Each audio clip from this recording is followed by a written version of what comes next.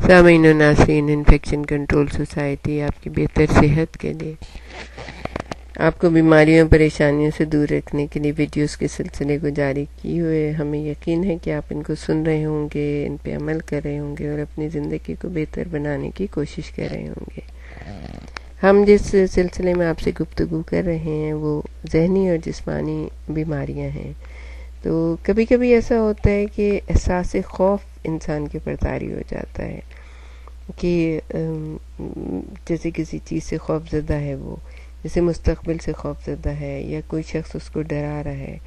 اور کبھی کبھی ایسا ہوتا ہے کہ اس کو احساس جرم و گناہ بھی علالت اور اسٹریس میں مبتلا کر دیتے ہیں، بیمار کر دیتے ہیں کہ اگر اس نے کوئی غلط بات کی ہے تو ہر وقت یہ خوف زدہ رہتا ہے کہ کسی کو پتہ نہ چل جائے، کوئی اسے دیکھ نہ لے غلط، تو وہ اس سے بھی انسان کی ذہنی حالت جو ہے نا بہت ہی دگرگوں ہو جاتی ہے، اور یہ بالآخر مرض اور شکایات مرض کی شکل اختیار کرتے ہیں، جس کے ساتھ بیزاری، چڑچڑاپن وغیرہ بھی طاری ہو جاتے ہیں.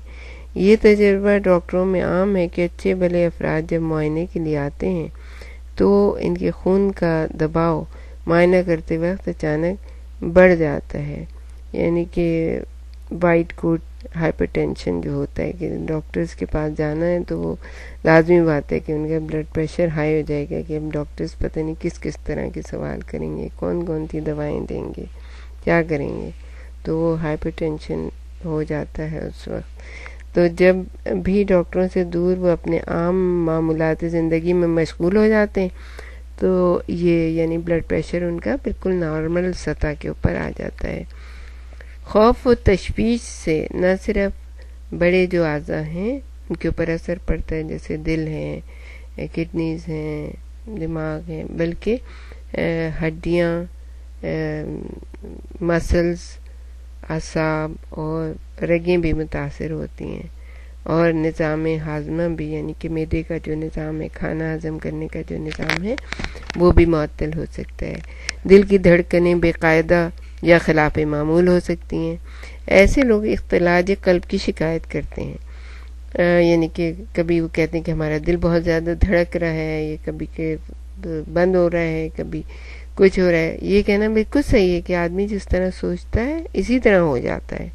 خوف کے زیر اثر دماغ تعمیری سوچ کے قابل نہیں رہتا. یعنی اگر آپ کسی چیز سے خوف زدہ ہیں تو بہت کم لوگ ایسے ہوتے ہیں کہ جو کوئی تعمیری سوچ اپنے ذہن میں لے کے آتے ہیں، یا کوئی صحیح طرح سے پڑھ سکتے ہیں یا صحیح طرح سے جاب کر سکتے ہیں. خوف کی وجہ سے زندگی پر دباؤ کے ایسے بادل چھا دیتے ہیں کہ زندگی ناقابل برداشت ہوتی چلی جاتی ہے. لیکن اس خوف کا ازالہ بھی ہو سکتا ہے. اگر ان لوگوں سے ہمدردی اور انسیت کی جائے تو خوف مٹ جاتا ہے. باہمی خیر سگالی کے جذبات سے زندگی کی پیچیدگیوں میں کمی ہو جاتی ہے، مسائل سلجھنے لگتے ہیں، اور اپنے مذہب پر پختہ ایمان اور یہ یقین کہ کوئی قابل اعتماد ذات ایسی بھی ہے جو ان کی نگرانی کر رہی ہے. جو بھی مذہب آپ رکھتے ہوں، جو بھی، لیکن ظاہر ہے کہ ایک سپریم پاور پہ تو ہر مذہب کا یقین ہے، تو وہ یقین سے کہہ سکتے ہیں کہ وہ ان کی نگہداشت کر رہی ہے کہ، اور یہ چیزیں جو ہے نا خوف کے ازالے میں بہت ہی مددگار ثابت ہوتی ہیں. اگر آپ کے جسم کی صحت، دماغ کی قوت اور روح کی بالادگی چاہتے ہیں، اور یہ جاننا چاہتے ہیں کہ حالات، اسٹریس والے حالات سے کس طرح نمٹا جائے کہ زندگی کرب حالات میں دب کر گردش روزگار کا شکار نہ ہو جائے، اس کے علاوہ آپ یہ بھی چاہتے ہیں کہ زندگی سے زیادہ لطف اندوز ہوں، تو پھر آپ کے لیے ضروری ہے کہ آپ اثر نو اپنی زندگی کو ترتیب دیں، تربیت دیں، اور وہی سبق یاد کر لیں کہ جو اس سلسلے میں ہم نے آپ کو پہلے بتایا تھا کہ صحت مند زندگی گزارنے کے لیے 8 اصولوں پر عمل کرنا بہت زیادہ ضروری ہے. اور ظاہر ہے کہ وہ پھر بار بار اگر ہم دہرائیں گے تو آپ کہیں گے کہ وہی چیز سامنے آ گئی.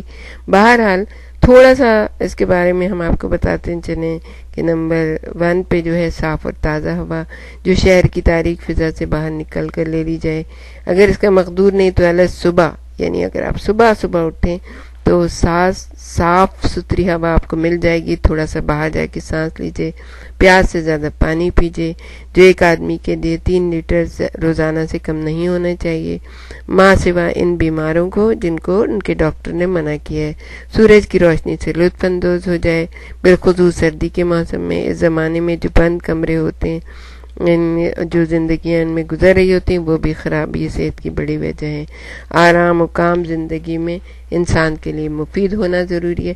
یعنی کہ آپ کام کرتے رہیے, یہ نہ سوچیے کہ کسی اور کے ذمہ ڈال دیں کہ وہ کر دیں. نہیں, اپنا کام آپ خود کریے, بلکہ دوسروں کا بھی کر دیجیے. اس طرح آپ کے ہاتھ پیر چلتے رہیں گے, آپ کی مشینری جو ہے نا بالکل صحیح کام کرتی رہے گی. تو اس کے ساتھ مناسب آرام بھی ضروری ہے.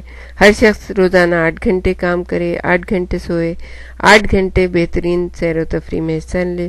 اس طرح اپنے 24 گھنٹوں کا معمول بنا لے. ورزش بھی اسی طرح ضروری ہے جیسے نیند اور غذا ہے.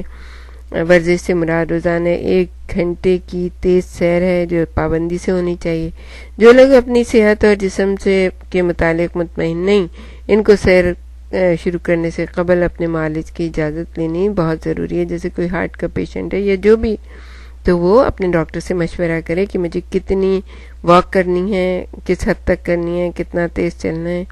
غذا آپ کی متوازن ہونی چاہیے, جن میں سبزیاں, پھل, ترکاریاں, پھلیاں, مچھلی اور بغیر چنے آٹے کی روٹی و غذا اس قدر کھائی جائے کہ وزن بالکل آپ کا مناسب رہے. آخر میں ضبط نفس یعنی مختلف کاموں میں اعتدال کی راہ ہے. اپنی کامیابی پر اور قدرت پر یقین کامل ہونا چاہیے.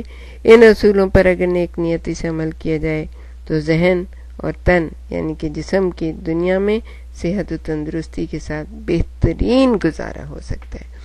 اب یہ ہے کہ آپ یہ سن لیا آپ نے, اب آپ کوشش کریے جتنے بھی اصولوں پہ آپ پہلے عمل کر سکتے ہیں, سب سے پہلے کم اس سے شروع کیجئے, اور 2 اصولوں سے, 3 اصولوں سے, پھر اس کے بعد آگے چلیے اور 8 اصولوں کے اوپر آپ آ جائیں گے. آپ دیکھیں گے کہ کچھ ہی عرصے میں آپ کی اپنی لائف بھی بہت اچھی گزرنی شروع ہو گئی, آپ کے گھر والوں کی اور آپ کے بچوں کی بھی لائف جو ہے بہت اچھی گزرنی شروع کی. تو عجلت نہیں کیجیے, تیز رفتاری نہیں دکھائیے, آرام بھی کیجیے, خوش اخلاقی اختیار کیجیے اور اپنے آپ کو اسٹریس سے بچائیے اور زندگی کو بہت ہی اچھے طریقے سے گزاریے, کیونکہ زندگی ایک ہی دفعہ ملی ہوتی ہے, بار بار نہیں ملتی ہے. اس وجہ سے بہت بہترین طریقے سے زندگی کو گزارنے کی کوشش کیجیے.